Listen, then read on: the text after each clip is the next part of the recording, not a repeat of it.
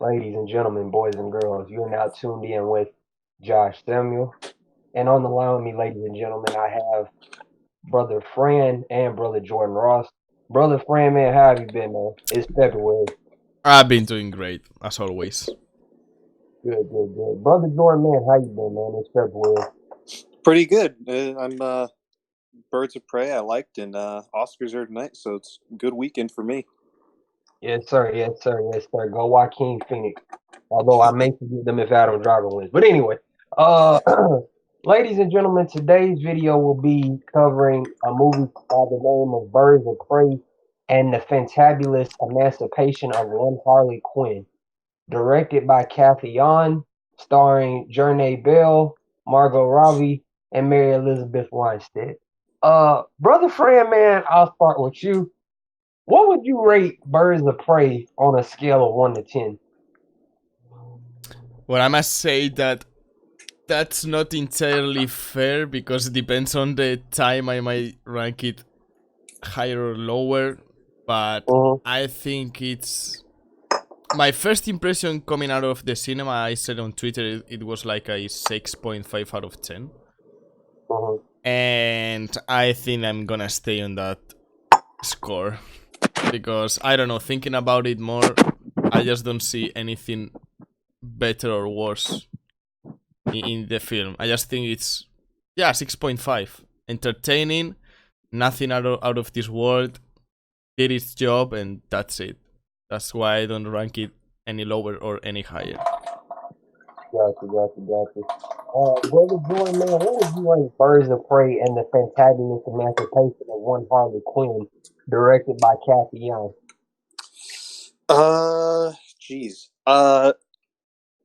It's so hard these days 'cause I don't think about rating movies so much. But Mm-hmm. I I really enjoyed it. I saw it twice. I Mm-hmm. would probably say it's at least 7 or an 8.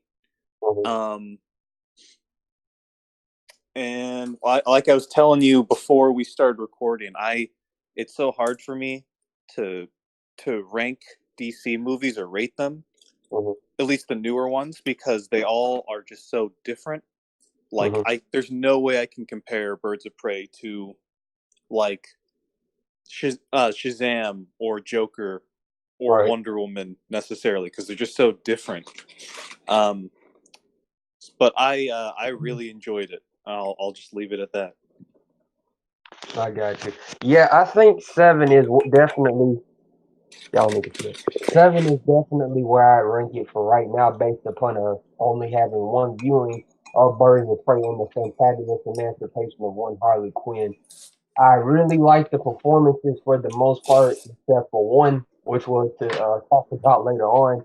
And yeah, the action was the action was pretty good, and there were some standout performances like Huntress, and yeah, I enjoyed it. But as far as it being like a top DCEU movie, for right now, it's sort of middle ground for me. It's sort of middle ground for me. Moving on, brothers. Brother Fran, man, I'll go back to you. Who was your favorite character in the movie? Well, probably Harley Quinn because it was the one that I saw the most, and Margot Robbie is.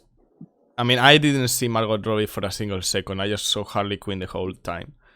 And the way Yeah. she acts, the way her facial expressions, her voice, everything, I think it's pretty perfect. Because the rest of the cast, they were great. I mean, I don't have any nitpicks, but for example, Huntress, we didn't see almost anything from her. Like, Mhm. she just came by and there was like 2 minute flashbacks, and that's it. Mhm. So I was like, okay, I like this character, but there's like nothing from her. So the one that I enjoyed the most was the one that I saw the most, which was Harley Quinn, basically, because the other characters I just didn't empathize, or maybe they didn't have enough screen time, so I didn't really connect with them. Gotcha. Brother Jordan, man, who was your favorite character in the movie? Um, I think I'm gonna say Huntress actually because of the same reason that Fran. said because she's in the movie for so little, but what I Mhm. saw of her I really liked, so I wanted more. Right. I don't think she's in the movie for more than like 15 minutes at most. Mhm. Um, but whenever she showed up, I was like, yes, and I wanted to see more of her. Mhm. But I also really liked what they did with like Black Canary. I thought that was pretty cool. Um, but yeah, I would definitely say like either Black Canary or Huntress, one of those two. What Okay. about you? Uh, Fran, I'll come back to you, brother, because I feel bad I didn't say character or characters, man. So for me, it would definitely be Huntress, Black Mask, and I wasn't too big of how they did Renee Montoya, but to the people that did like her, I'm very happy for you. And of course, Margot Robbie, she can do no wrong as Harley Quinn. Like she's what Ryan Reynolds is to Deadpool. Oh no, he mentioned the Marvel movie. She's what Ryan Reynolds is to Deadpool. She's what Ben Affleck is to Batman. She's what Henry Cavill is to Superman. She's just that damn good. And yeah, those are the characters that stood out to me. I definitely want to see more of Huntress and Black Canary, though I don't know how that is gonna happen going forward. Hopefully, it's sooner rather than later. Brother Fran, man, did you have any other characters that you enjoyed? Well, I think that I will have a special mention for Sass. Like the Yeah. little screen time that he had was great, and Mhm. the scene where he shows Harley all the cuts that he has. That was Mhm. like, okay, that's Victor Sass. Okay, that's it. But I don't know. I really enjoyed him. Black Mask. I mean, I enjoyed him, but I wasn't really sold on the idea of him really being that threatening, because he was Mhm. like all the time like, "Ooh, what's that? Is that a booger?" Or, "Oh, what's that? Is that blood?" Or, "Oh no." So it was like he's like a maniac, but when it comes to it, he's like really repulsive to it. So I didn't really get sold on the idea that he was like this crazy old psychopath. I don't know. I think Ivan McGregor was great. Of course, he was going to be great. He's a great actor. But I think Mhm. that Victor Sass really, really, I think that he was a great character for the little screen time that he had. I got you. I got you. Brother Jordan, man, I'll start with you. Now, I've said this personally a lot. Most people know that I like Suicide Squad a lot to a degree, more than I probably should. And Suicide Squad, what the fuck? Suicide Squad did really good in the box office. Uh, in terms of it's still grossing a lot of money despite the most of the negativity that surrounded it. Um, do you think that Birds of Prey improved upon Suicide Squad as a movie, or was it more or less the same? I'm of the same camp as you guys. I think I enjoy Suicide Squad for what it was, but I am Uh, also sad by what it could have been and what Warner Brothers did to it. right. Um, Birds of Prey. I think it feels very similar to Suicide Squad, but everything is just a little bit tighter, a little bit more finessed. Mm-hmm. Um, it feels a little bit more focused, and so yeah, I would say it improves upon um Suicide Squad, particularly since we know Suicide Squad wasn't actually David Ayer's movie. It's what these people who edit trailers, it's what they did, and they cut up the movie and mixed and mashed it all up. So and Birds of Prey is kind of similar because it's got a very like Tarantino kind of like timeline thing going where you're jumping different timelines, you're moving around, there's lots of music and like needle drops and everything. Mm-hmm. Um, but it's just a lot more focused because it's just about, really two, three, four characters, which is, great rather than, a whole team of people. Um, so yeah, I think it definitely improves and what Suicide Squad did um, Mm. in this movie. Yeah, for sure. Yeah.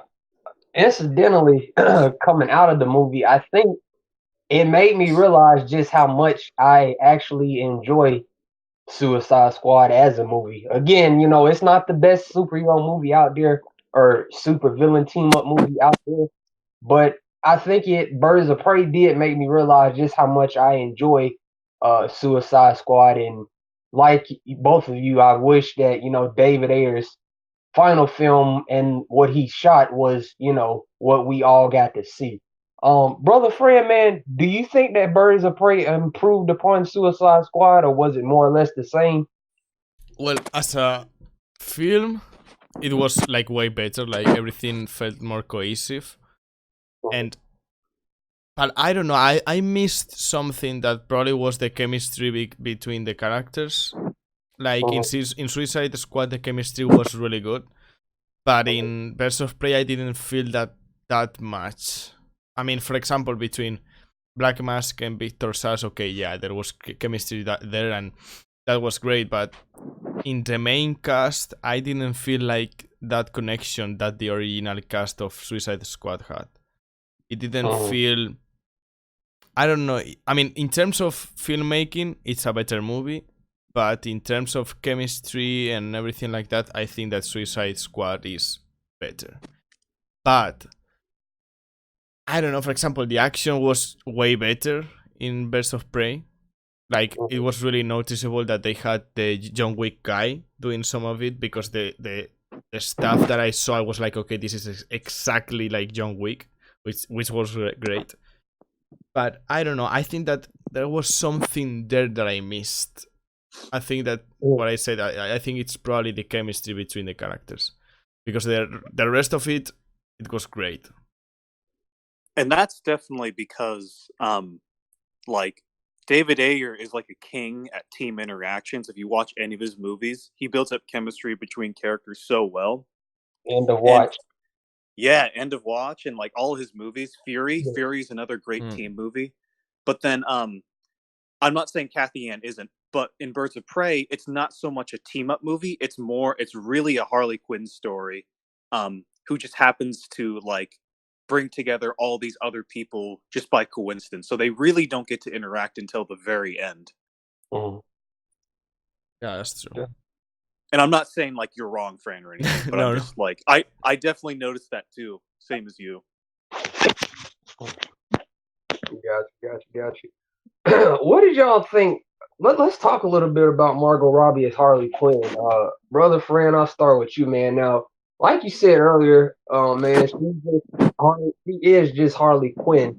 Like, Ben Affleck is to Batman, like Robert Downey Jr. is to Iron Man, like Hugh Jackman is to Wolverine, and like Christian Bale also was to Batman as well.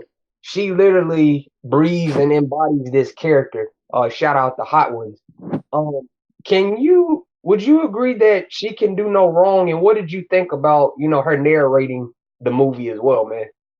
Well, I think that the narrating aspect was good, because it made you like connect everything, because maybe some audiences could have felt like they didn't know what was going on, and that way of narrating everything was great.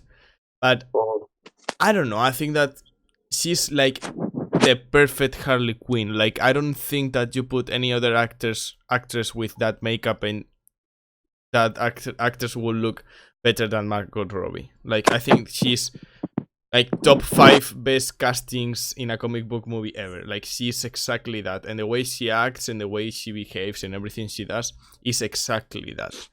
Like I said earlier, when I was watching the movie, not for 1 second I was thinking that was more Margot Robbie acting, because sometimes that may happen, that you're like, oh, this is this actor acting, and you're like put out of the movie. But when I saw her, I was like, okay, this is Harley Quinn. Like, the way she acted, the way her facial expressions were really good. Like, she's a really good actress, and I just don't imagine anyone else in that role. I will need to see what happens in Suicide Squad 2, but I don't think that they are going to damage or break the character in any way. But it's James Gunn, so you can't never be sure about that. Yeah, anything is her and Idris Elba being in that movie that may have me somewhat interested, but that's another video. But yeah, man, I completely agree. Actually, personally reading a series under the DC Black label called Harleen by Stefan Sajic, I think, and yeah, just reading some of the panels just completely reminds me of Margot Robbie as Harley Quinn, and I just think she can do no wrong, and it's perfect. She's perfect. With that said, brother Jordan, man, what do you think is Margot Robbie? Can she do no wrong as Harley, and did you like her narrating the movie? I loved it. It felt very like Deadpool to me, which I And liked. yeah, and Um, kick ass. and I think I really wish I had seen her. It makes me want to watch her Harley Quinn, like the cartoon show, because it was like, oh man, this is great. I love this. Mhm, Um, Harley Quinn. I guess what's interesting about Birds of Prey is she also produced the movie, which I think is really it shows her passion for the characters and shows how much she cares about it. mhm, In particular, because when you hear the title Birds of Prey, I'm like, what's Harley Quinn doing Birds of Prey? Isn't like shouldn't they be fighting? And so I wasn't like worried, but I was like wondering if they're gonna make Harley Quinn kind of like a more of a good guy character, like more less morally ambiguous. But mhm, she does a great job at portraying Harley as someone who's I guess kind of like in Suicide Squad, does good things, not necessarily for great reasons, but is just, is kind of in that morally gray area where she goes back and forth between completely crazy and also like, oh, she can do some good things too, like help this kid out, which is cool. mhm, Um, and she does a great job portraying it. I think the script definitely did a good job at reflecting that mhm. um, ambiguousness or just kind of chaos in her head.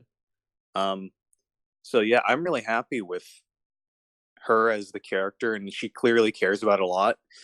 And yeah, I am kind of now that we've gotten like this perfect kind of like piece on Harley Quinn with Margot Robbie, I am kind of nervous for the Suicide Squad 2 because I don't think she's involved with the writing. I don't think she's involved with the producing, and I really hope they don't like kind of similar to like a Superman kind of movie almost. Like I hope they don't uh regress with the character. I hope they treat the character properly, you know. Right. Yeah, I completely agree. Let's talk a little bit about Black Mass. Brother Jordan, man, where do you rank Ewan McGregor's performance as Black Mass in terms of the DCU movie villains we've seen so far? Um for me, I think he was creepy, man. It was really gross and weird.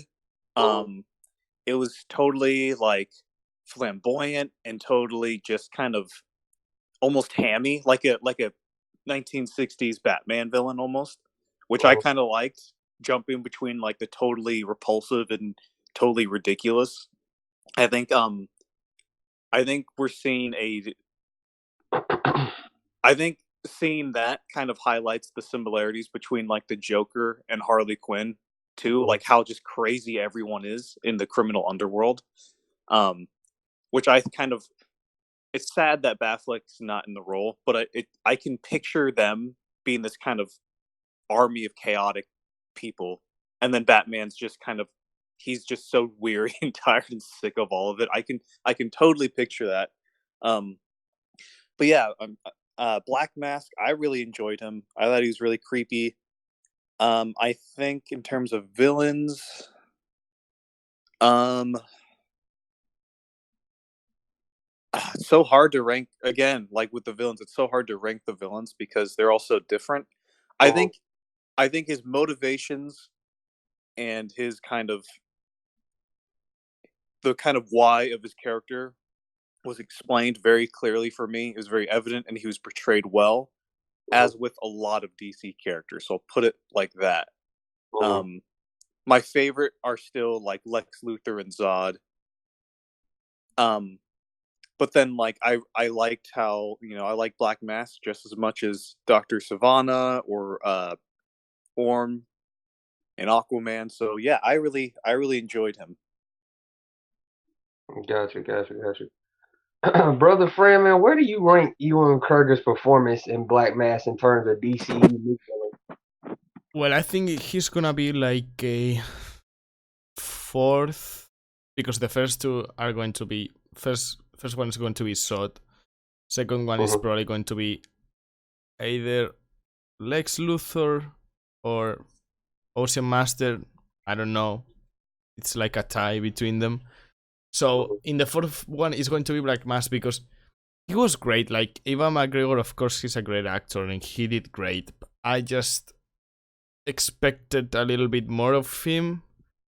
I mean, I don't know if this is like canon in the comics or whatever, but I thought that he had the black mask because it gets stuck with him. Like there's a fire or something, and something burns his face, and the mask stays there forever.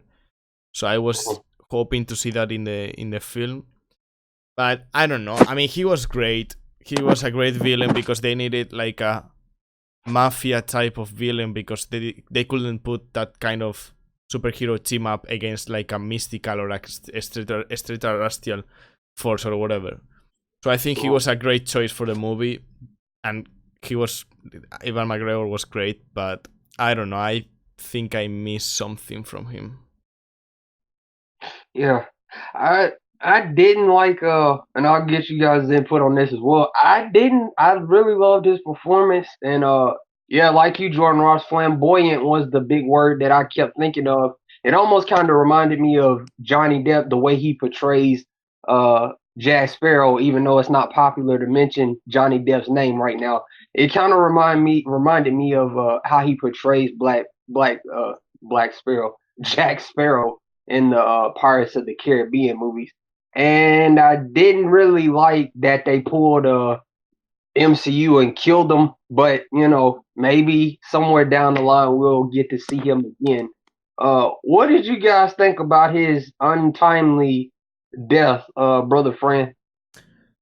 I think it was a little bit rushed because I was Yeah. expecting to see a little fight or whatever between them, but there was nothing. Like he just arrived and he didn't do anything. He just kidnapped with the help of his goons, and then I remember he goes in the car and then there's like a little bit of a fight, but he doesn't really fight anyone. He just goes away with the car, and then he's between the shadows or whatever, and that's it. So I don't know. I was expecting like a 3 versus 1 fight, like Harley Quinn and Huntress and Cassandra Cain fighting together or whatever. But I don't know. I mean, it was really intelligent the way they killed him in terms of they had been building up like her abilities to pickpocket and whatever were built up all the film. So when she did that, I was like, okay, that was really clever. Like that was great, but I just missed like a little bit of physical action because everything happened so quick that I was like, okay, like this isn't bad, but I just expected more. And I wanted to see him in more movies, but right now it's clearly that we are not going to see him in more movies. Okay. Brother Jordan, man, what did you think about the untimely death of Ewan McGregor's Black Mask, Roman Sionis? It was a good death, I think. Great, like Fran said, great kind of payoff of that moment where Cassandra Cain is like a pickpocketer and got the sleight of hand thing going on with the bombs and everything. I think that's great. I've seen it twice, and both times when you've blown up, that's gotten a pretty big reaction from the crowd. I am bummed that we don't get to see more of him, and I kind of feel what Fran's saying with seeing more of him. I felt like he's such a for me anyways, he's such a great villain, and I would have loved to see a little bit more kind of him in the mask and have him have just a little bit more presence in the climax, because the climax, like the actual climax, is like the fight in the amusement park, and then he like takes the girl and leaves, and it's not much of a big showdown so much. So I would have loved to see Black Mask a little bit more involved physically with something. in there. But I mean, at the same time, that's kind of a part of his character too, because he's like the boss. He's got his goons that he sends out. He doesn't really do all that dirty work on his own. Um, so it felt like it also felt like true to his character that he would just get in the car and run and not really do a whole lot. So yeah, but those are just my thoughts. I mean, I I wish we'd seen more of him, but I understand why we didn't.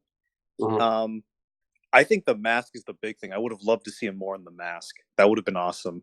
Because it just looked straight out of like a comic book or like the Arkham games or something. It looked awesome. What did you think, Josh? Yeah, I really wish he had not. Obviously, I wish he had not died. And as far as ranking him in terms of DC movie villains, I think he'd probably be behind Lex, Zod, and probably Orm. Yeah, he'd probably be my fourth favorite in the DC movie world. That so far, I mean, I don't really rank Savannah so as a villain, but you know, whatever. And yeah, he went out in almost Tarantino like fashion. Tarantino like fashion. So you know, it bum that we won't get to see more of him, but you know, to those that like it, I'm extremely happy for you. Moving on, brother Fran, man, I'll start with you. What did you think of Journey Bell as Black Canary? I think she was great. I don't see where all the criticism came from. Like she needed to be white or whatever. I really didn't care seeing the film. I think Oh, she was great, but once again, I wanted to see more. Like with everything that for me that I saw in this film, it was like, okay, but I want more. Like show me more because, for example, she was great. Like the fighting and whatever, she was great doing it. But when it comes to her Canary Cry, she only did it once. right. So I was like, okay, like she's supposed to be Black Canary. Why is she just doing this once? And I can understand that it's like the first time or whatever, but I don't know. It's the same feeling of please show me more. Like I just need a little bit more, and you are not showing me enough, and that's why the movie felt short a little bit for me. Because she was great, her acting was great, the fighting scenes were great, but she's Mhm. Black Canary, like she's supposed to be shouting, and she only shouts like one time in the film, and it's like 15 seconds, so it's like okay, I just expected a little bit more of that. But in terms of performance and believing the character and all that, I was sold 100%. Gotcha, gotcha. Brother Jordan, man, what did you think of Journey Bell as Black Canary? I loved her. I thought she was great. I'm not a huge like, oh, the character has to be comic accurate or anything, or Right. um, so I didn't really care about physically how she looked or anything. And also, we have like she's been in like TV shows and cartoons. Like we've seen that classic Black Canary look before. I'm fine not seeing it for this. Mhm. Um, so I really liked it. I thought she was awesome. I liked, I almost forgot that she was Black Canary, like in the movie, because Mhm. it was like Renee Montoya mentions like your mom had this gift or whatever, and it's kind of like this little hint to her mom being a crime fighter and everything. And then and then we see the glass break. So in the beginning we see that, but then she doesn't sing at all. And I was like, at the very end when they're coming out of the tunnel and they're getting shot at, I was like, oh shit, how are they going to get out of this one? I didn't even think about like her using her cry or anything, just because she hadn't used it at all. Mhm. And then when she sang, I was like, wait, what the hell is she doing? Why is she? Oh, Black Canary, that's right. And I totally forgot. So it was being a fan of the character. It was a nice kind of. I was still surprised at that moment, which I think that's just because I'm an idiot sometimes. But I I thought that was an awesome moment. It was a really good like out of nowhere kind of thing, and I Mhm. can definitely think.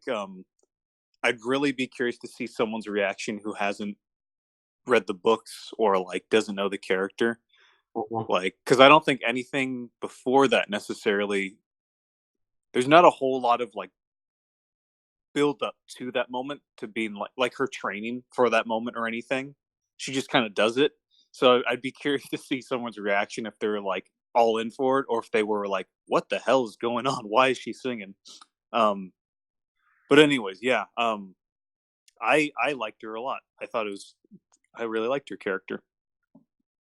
Yeah, I agree. I agree with friend. I really loved her performance. I love the moments in the movie where she got to sing, and yeah, I just really wanted to see more of her doing the Canary Cry. I mean, yeah, we get to see her do like these cool kicks and flips and kicks and kicks and kicks, but I did want to see more of her using the Canary Cry in the movie. And again, maybe that's to be saved for future movies, whether that's solo installments or another team up. But in this case, more less is more isn't a good thing, and I just hope we see more of her in the future. Now, brother Fran, man, I want to start with you on this question, man. Now, even with good reviews, Birds of Prey is still expected to underperform, and as predicted, there are people, in the words of Joker, losing their minds. R.I.P. Heath Ledger. What's your thought on that, man?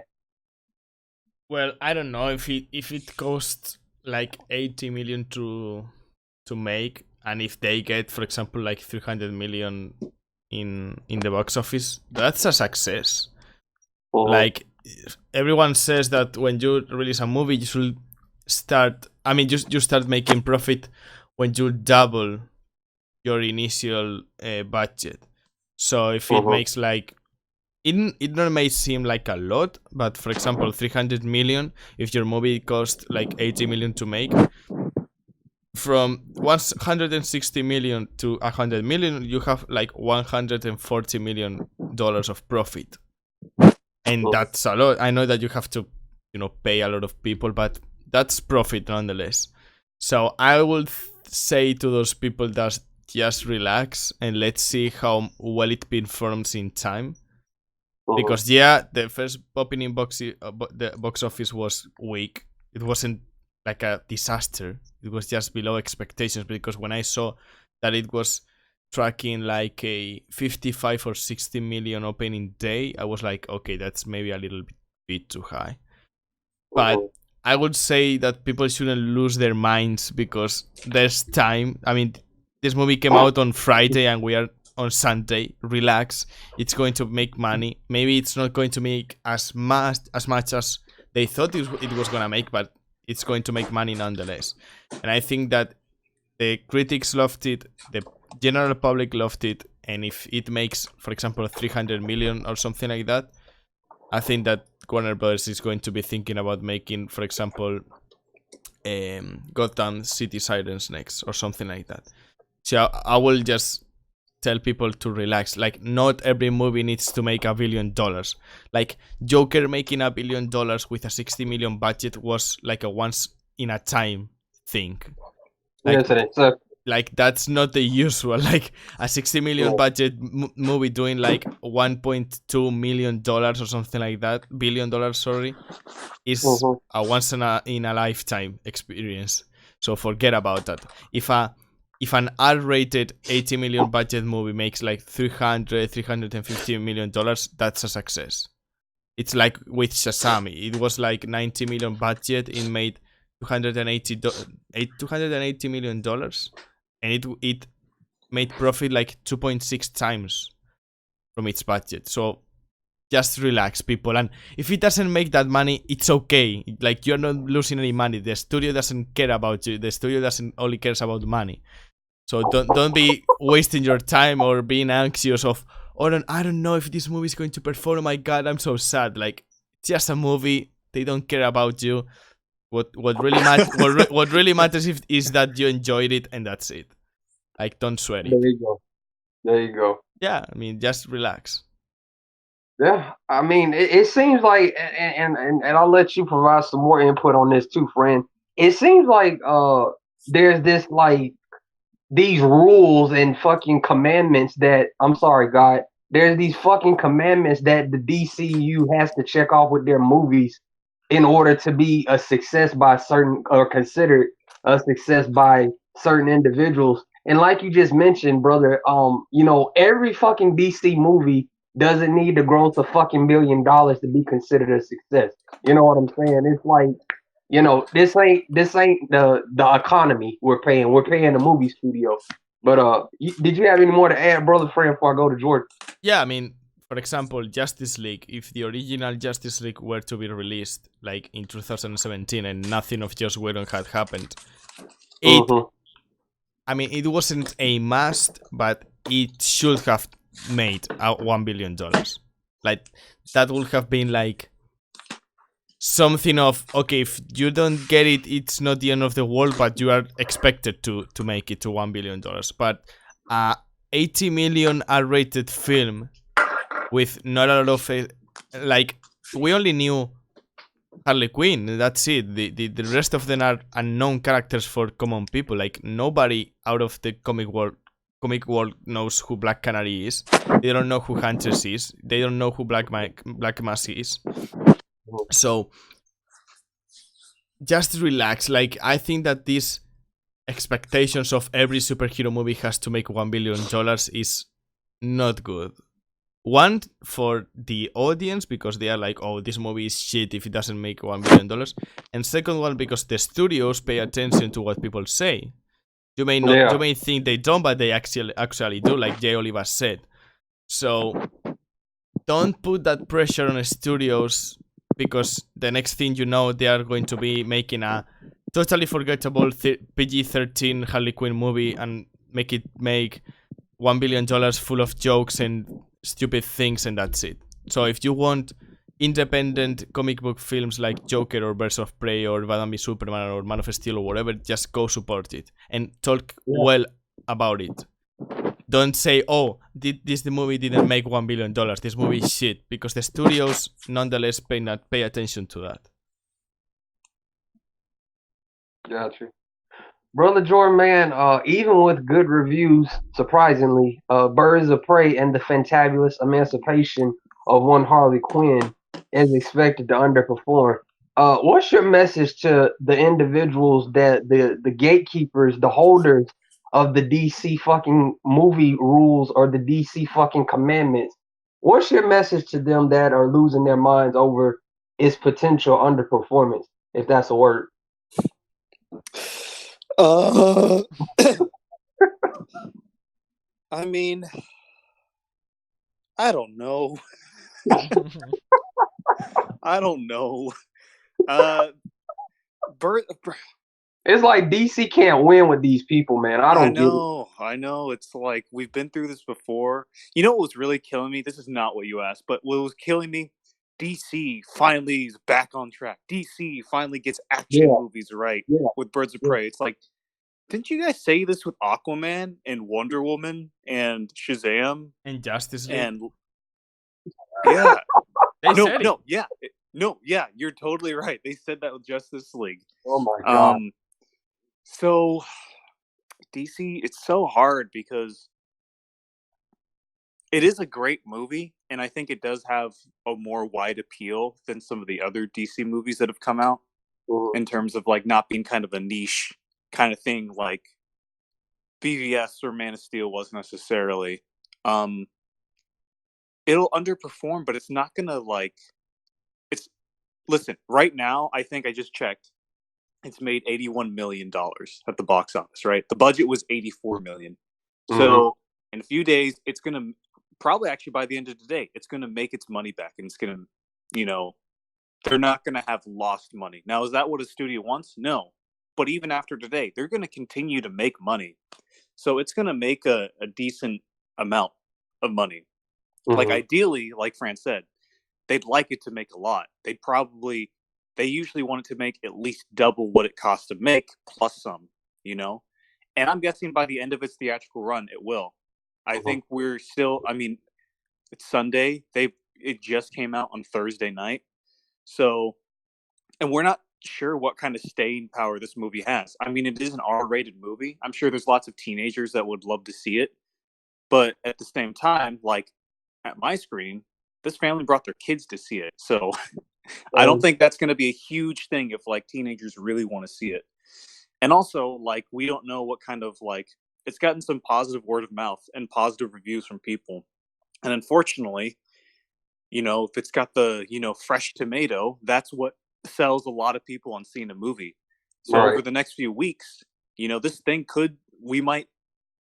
it might not make a ton of movie the opening weekend, which isn't like the most important thing in the world, but maybe the percentage of the box office drop off, maybe it's not really that big. Maybe it continues to make this much money over the next few weeks. I'm not in marketing. I'm not in economics whatsoever, so I have no basis for that. But we don't know what this movie could be. Like, there have been some weird coincidence, like Frozen. When Frozen came out, I'm not saying this movie is as impactful as Frozen, but when that came out, that stayed in theaters for like 8 months, 9 months. It stayed in theaters for a long ass time. Mhm.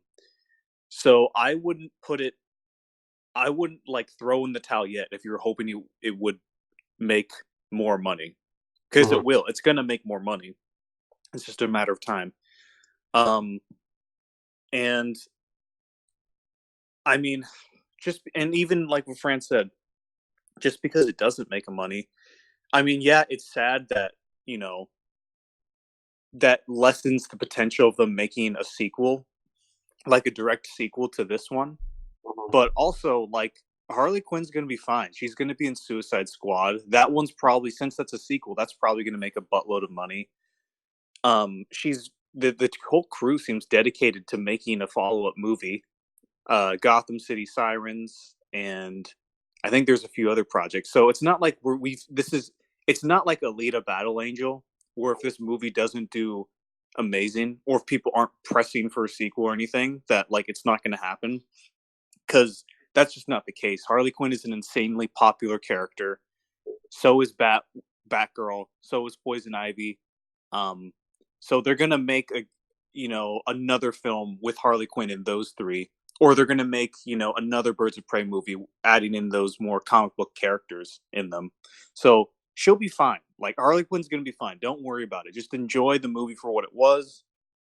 Or if you're a fan, that is, don't stress out about the box office. They're gonna keep making Harley Quinn stuff.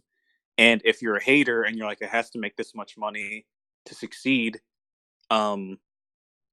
lick my asshole. I don't care. I don't know what to tell you. Like, stop it. You're not a professional. There's a reason you're not in Hollywood. You're not a professional. So you know about us just as much as I do, and I don't know a whole lot. So, like, leave that stuff to the professionals. Harley Quinn's gonna be fine. This movie was not a disaster by any means at all. It was a success. When by the end of all the screenings I've been to, people have laughed, they've applauded, they've reacted with the movie. People were leaving the theater with smiles on their faces, and that's all I can. Isn't that what movies are about these days? Like, these blockbusters, that's what it should be about: is making people happy, taking them to another world, showing them something that they haven't seen before. And that's what it's about. It's not about box office numbers or money. I mean, it is, but it's not. Like, at the end of the day, if a movie touches you, if it moves you, if it makes you smile, if it makes you cry, if it does any of that, then I think that's a success. God damn. Yeah, I mean, but the sad part is that these people who don't know shit, like these bloggers that they think that they know anything about cinema because they've seen some movies and they type about them. The stupid thing is that the studios listen to them. Like, Yeah. this is something that I cannot comprehend. Mm-hmm. Like, for example, like the perfect example is the backlash for BBS. Like, it has like a 56% in terms of general audience in Rotten Tomatoes, but because bloggers and supposed influencers didn't like the movie, they changed their plan completely from people who didn't know shit. Like, their biggest complaints about the movie were like, oh, look at the Martha scene, it's so ridiculous. And Warner Brothers was like, okay, we have to fire Zack Snyder, we have to course correct, we have to change everything, we have to change Suicide Squad, we have to fire this guy, we have to fire this guy, and we are going to bring in Joss Whedon and Geoff Johns. And it's like, because of people like you, good movies and good artists have been fired. So fuck you, like fuck you and fuck your shitty opinions, because you can have like an honest opinion or say, you know, I didn't enjoy BBS because this and that and whatever, but not say, oh my god, the Martha scene in BBS, it's like so bad, and it's like that's your biggest complaint, and the answer is like, oh Martha, and it's like, okay, well, okay, he's mentally challenged. It's okay. Yeah, it's like a lot of these people just listen to these reviewers, and I'm not knocking every single reviewer out there because they have a job. Some of them get paid to do it, but it's like a lot of people listen to these reviewers and they're just going into movies already ready to hate it or using that review to validate their opinion. Like it's like with Man of Steel and BVS, like you can't have an opinion, you can't like it, or you can like it, but you just need to accept it's a bad movie. And I'm of the mindset of both Jordan Ross and Fran. Fuck you, you caused this, and lick my asshole. Moving on. Well, also, one more thing. I think Warner Brothers and DC films in general, I don't know if you'd agree with this, but for me, I think they're a lot more confident than they were when Man of Steel came out or when BVS came out. I think they have really taken what they're doing in stride. I think they are totally confident. I think they know what they're doing. They're sticking with this not necessarily cinematic universe, but kind of interconnected films, kind of like how the X-Men movies did it back in the day. Yeah. And they've been through the blogger stuff. Walter Hamada is at the helm. Every single movie that he's overseen with DC so far has been a success. Aquaman, Shazam, Joker, now Birds of Prey. Wonder Woman 84, that's coming out. That's going to be huge. The Batman's coming out. That's going to be huge. Every movie that he's kind of under the DC films, he has really embraced the variety and diverse kind of nature of these DC movies, the directing-driven nature of the films. They've all been vastly different in tone and style. So I think he's a lot more confident. And it does suck that DC had to go through that kind of shitstorm of listening to the bloggers and bowing down to the great Rotten Tomatoes and everything. Yeah. It sucks that they had to do that. But I think going through that, they know, wait a minute, I don't think we have to listen to what people say. When they announced the Joker movie, right, everybody was like, no, that's going to suck. That's going to be a terrible idea. And it's nominated for 11 Oscars now. It's made $1 billion at the box office. And so if they listen to, I think they're past the point of listening. I think they're aware. I think they're conscious of some things, but I think they know what to listen to and what not to listen to. On the other hand, I think other studios, they haven't necessarily been through that before, of that kind of, that just kind of relentless bashing of the bloggers and the critics. So I think when the day comes when those studios face that, I think they're not going to know what to do. But DC, where they've already been through that, they're going to be a lot more confident than a lot of the other folks in studios, most likely. Now, again, I don't have a basis for this. I'm not a smart person. I'm not informed by any means. That's just my speculation. But I think there's some truth to that. I think going through all the crap with the bloggers and everything and Rotten Tomatoes, I think DC is confident and they know what to do now going forward, and they know what to listen to. Well, yeah, I mean, that's true, but we lost. I mean, we all know what we lost, but we lost a lot for that process to happen. Like, for that process for Warner Brothers to say, okay, fuck the critics, if Suicide Squad is making 800 million with a 20-something Rotten Tomatoes, who cares about Rotten Tomatoes? We just made $800 million. Why should we make and compromise our vision? And that's great. Like, it's great that they now have figured out they should do this, but in that process, we lost a fucking lot, if you think about it. Like, we lost so many things, like Justice League, the original Zack Snyder plan, David Ayer's Suicide Squad, Ben Affleck's Batman, Henry Cavill's Superman, Ray Fisher's Cyborg, who we don't know what's going to happen with that. Like, it's great that they finally said, okay, this is what we need to do, and that's fine. But the process to get to that point was extremely disappointing, hurtful.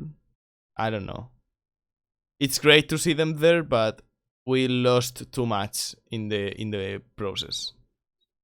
Damn, Fran, you making me emotional, brother. It's true, like It is the truth, man, but you making me emotional, man. God damn. yeah, It is true. It's- It's just tragic. It's tragic. yeah.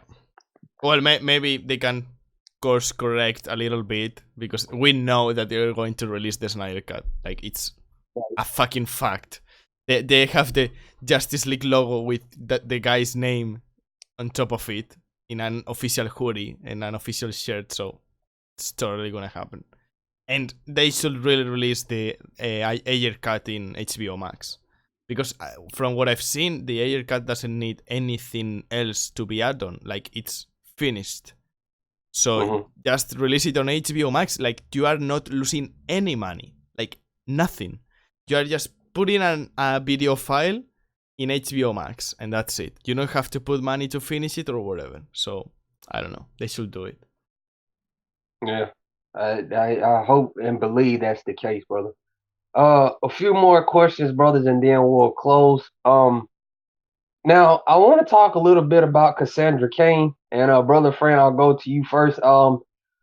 I didn't, I wasn't too big a fan of her character. I mean, the young girl, Miss B, I'll call her that. She did okay, but I didn't really like her character in the movie. I just wasn't that big of a fan of her character. I was like, oh, that's little Cassandra Cain. Oh, she's cute. I bet she likes lollipops. But I was like, that I don't see why she needed to be in the movie. But that's just me. To anybody else who liked her, I'm very happy for you. Brother Fran, what did you enjoy Cassandra Cain in Birds of Prey? Well, I didn't enjoy her that much, but I think that she was just a pivotal plot point. Like without her, this story didn't exist. So for what she had to do and for the screen time that she had, I think she did okay. Like it wasn't something like extremely great, but she's a kid, so you can just not ask too much out of it. She did great. I think that for the story, she was good. The chemistry between Harley and her was okay. Like I enjoyed that because I saw like Harley being kind of a mother, and that dynamic was interesting. But I don't know. Her performance was okay. The character was okay. I mean, what was she supposed to do? Like, she was a kid. She can't fight. She doesn't have any superpowers. That's it. So I don't know. I feel like a little bit more optimistic than you do because I think she was great, but nothing out of this world. Like, that's it. I didn't see anything that I was blown away by the performance or whatever. Right. It was just like she is needed for the plot, and she did fine. She didn't destroy the movie. She didn't make the movie go a lower tone or whatever. For what she had to do, she was great. I got you. Brother Jordan, man, did you enjoy Cassandra Cain in Birds of Prey and the Fantabulous Emancipation of One Harley Quinn? Try saying that 5 times faster. Yeah, I liked her. I thought she was cool. She reminded me of what's his name? I can't remember the character's name, but the little kid in Deadpool 2, the guy who played Ricky Baker in Hunt for the Wilder People. It kind of reminded me of that kind of like older mercenary, older kind of criminal anti-hero taking on the young kid under their wing. I like that. I love when I see that in movies. I've never been a huge I don't know a whole lot about her character, but from what I do know, she's pretty different from the books. And it's curious where they ended up the movie, because at the end she kind of totally takes Cassandra Cain under her wing to train her, it seems like, and be her protege. But I think she becomes Batgirl eventually in the comic books. So I'm curious if they're gonna kind of keep her on that kind of crime life, or eventually she's going to be, taken in by a Batman and become Batgirl or something. I don't know. Again, I'm not like one of those people who's like, oh, it has to be comic book accurate, because at the end of the day, it's got to be a good movie first and foremost. But yeah, I'm curious to see what they're going to do with that character, and I hope that when they make a sequel, if they make a sequel to this, I hope everybody comes back in some capacity. So yeah, I liked her a lot. Gotcha. Finally, brother Fran, was there ever a moment before Birds of Prey's release that you planned to boycott the movie? Well, no. I mean, I don't boycott movies. I just decide to either go or not go. But if I am interested in a movie, I'm not going to boycott it because of the studio did 2 years ago. Like, the Okay. people who worked so hard in this film to make it an R-rated kind of independent comic book film do not deserve to be boycotted. Because Right. by boycotting, you are not just boycotting Warner Bros. You are boycotting people who have spent months of their lives trying to make the best movie possible for you to enjoy during 2.5 hours. So don't be an ungrateful son of a bitch and enjoy people's works. Because Kathy Jan doesn't have any responsibility to what happened to Zack Snyder 2 years ago. So Right. stop acting like fucking kids. and have some common sense, because I can understand that you hate Warner Brothers. I hate them too, but it's like a toxic relationship, because they've given me like the best films that I enjoy a lot, and they've also made me they've crushed my soul with Justice League, but they gave me Man of Steel and BVS, and they also gave me the Dark Knight trilogy. So it's like a love-hate relationship. But do you think, for example, Shazam, like, do you think that boycotting a movie made by a guy who's like so nice, like I've seen all his YouTube videos, and he's giving filmmaking classes for free on YouTube. Like, he's a nice guy, and he just put a lot of effort to make that movie as best as possible, in the whole cast, and the VFX, and the sound editing, and whatever. So Yeah. they do not deserve to be boycotted. What we are doing of, hashtag release the Snyder Cut, hashtag release the Ayer Cut, calling Warner Brothers and saying, fuck you, Toby Emmerich, and fuck you, Tsuhihara. And that's great, because they are the ones responsible for it. But you are boycotting the effort of so many people that had nothing to do with what happened in 2017. Like, you are blaming people who had nothing to do with what the disastrous thing that happened by not watching their film that they've worked. And for example, Joker, I mean, I know that no one really said to boycott Joker, but Joker was extremely difficult to make because Warner Brothers wasn't that into it, and they pushed through it, and they made a wonderful film. And for example, Aquaman, like, James Wan was, like, I've said this before, and I think it's public knowledge, but James Wan was showing director's cuts of Aquaman to Zack Snyder after he was fired. Like, Zack Snyder was fired, and James Wan went out of his way to say, no, I'm going to show you private screens of this and to see if you are fine with it and what do you think about it. Like, are you fucking stupid boycotting Aquaman? Like, James Wan, like, Warner Brothers at that time, they didn't want to do anything with Zack Snyder. Like, okay, this guy is part of our past, we don't even want to see him. And James Wan said to Warner Brothers to their face, no, I'm showing this movie to Zack Snyder, and I'm taking notes from him, and we are discussing the movie like two good friends and two good filmmakers. And they were like, oh, what the fuck, no, you're not supposed to do that. And James Wan was like, I do not give a single flying fuck. I'm going to keep doing it, because he did it like 3 or 4 times. And then Jason Momoa is the best motherfucker in this earth. Like, him alone sparked the fire of November 17th. Like, there was nothing new. He just said, fuck it, release the Snyder Cut. And I'm going to post this video with Zack Snyder saying release the Snyder Cut. And I'm going to post this image before November 17th with no anything previous being said, because I want to and because I love this man. And you're going to boycott that film? Are you retarded?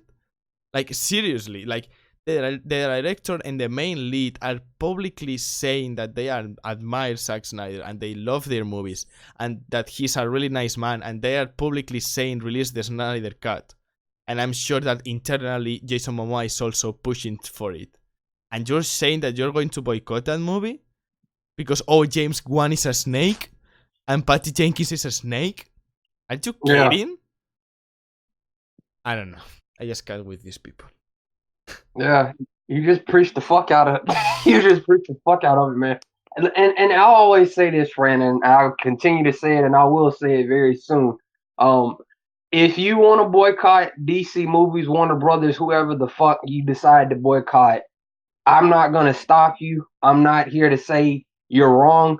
But when I see people going at another person for choosing to see a movie that they're deciding to quote unquote boycott or not see, choosing to call another person name or say, oh, you're not a real Snyder fan or you're not a real fan of Man of Steel and BVS, it's like, would you kindly, for the sake of 6 billion people that are not only going through global warming, but actually have lives, would you please shut the fuck up and tweet something else?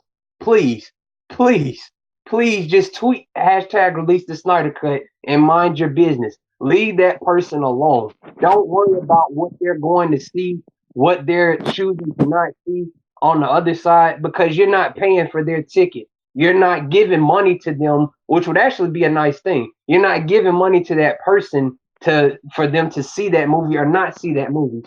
So please shut the fuck up and mind your business. Brother Jordan.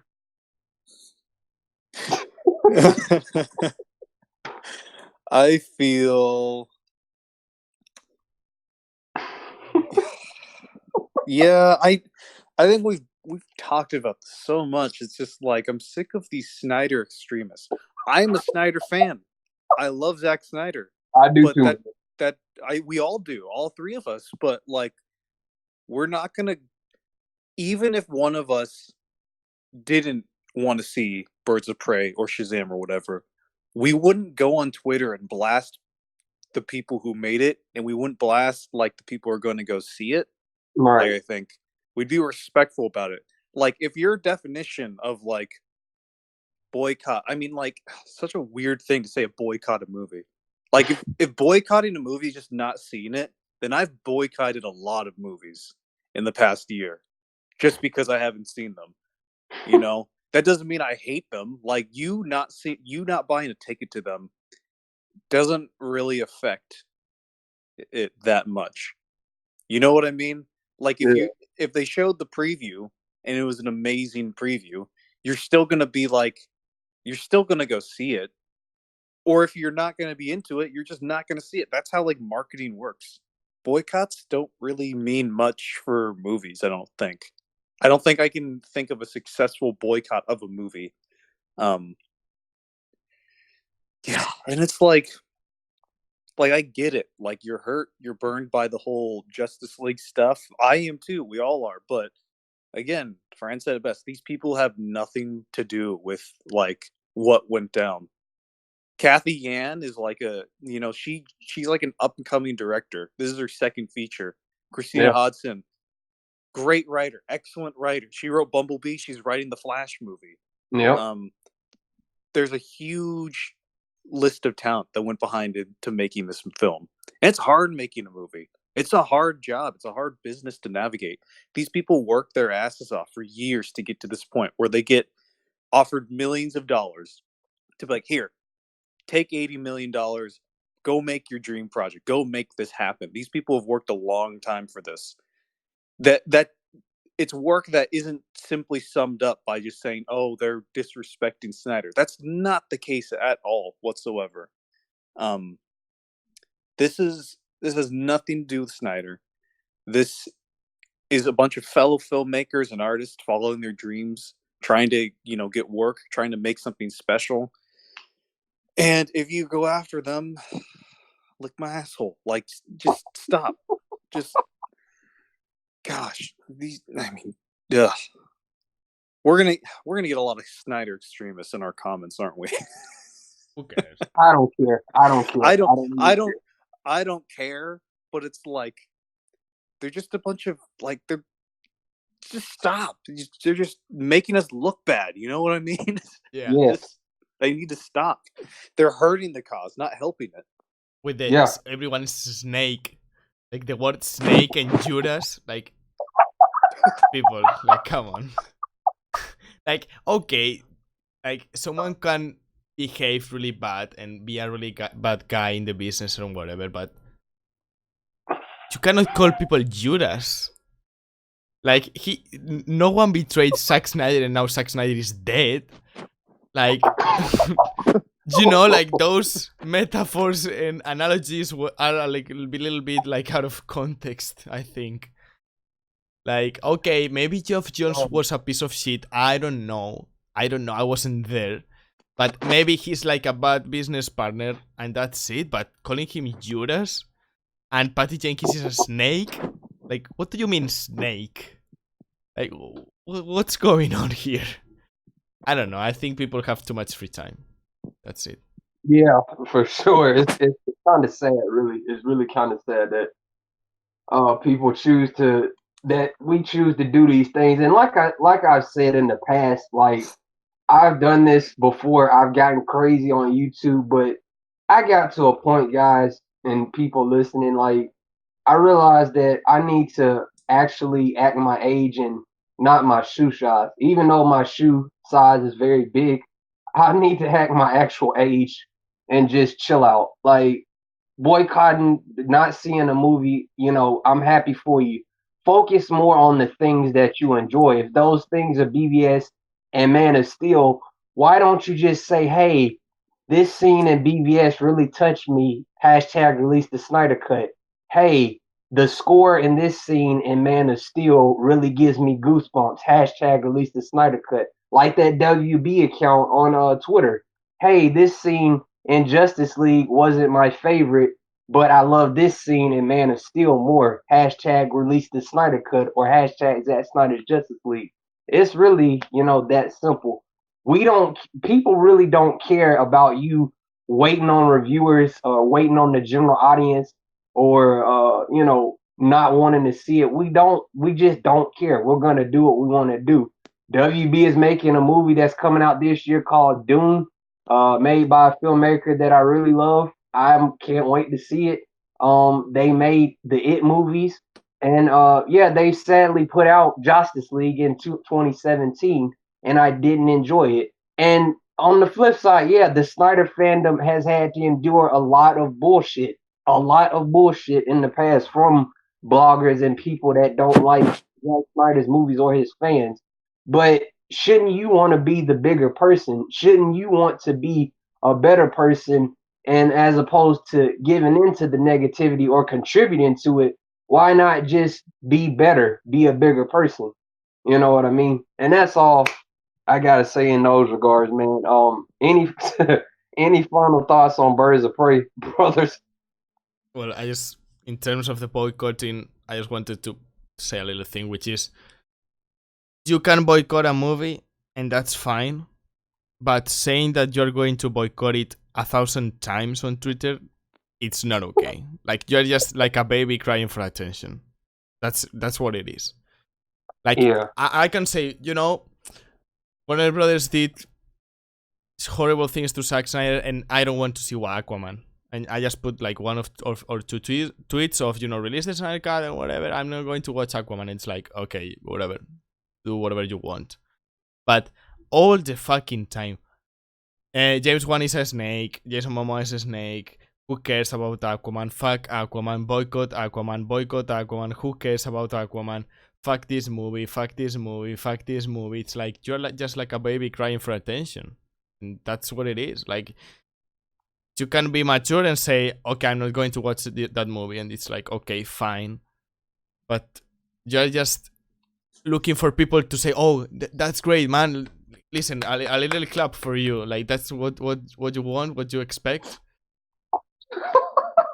I don't know, because like I saw another guy, I don't remember his Twitter now, I wasn't going to say it, but it said, Birds of Prey is flying below expectations. And a guy just said, good, the lower the better. And he's like a known Snyder Cut supporter. And it's like, why? Like, why are you like that?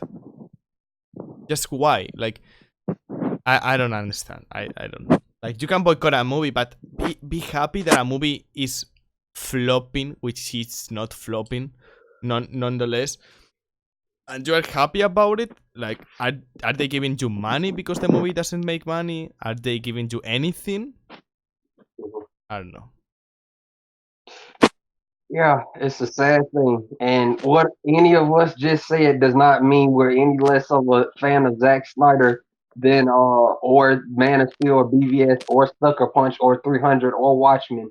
It just means that we use common sense.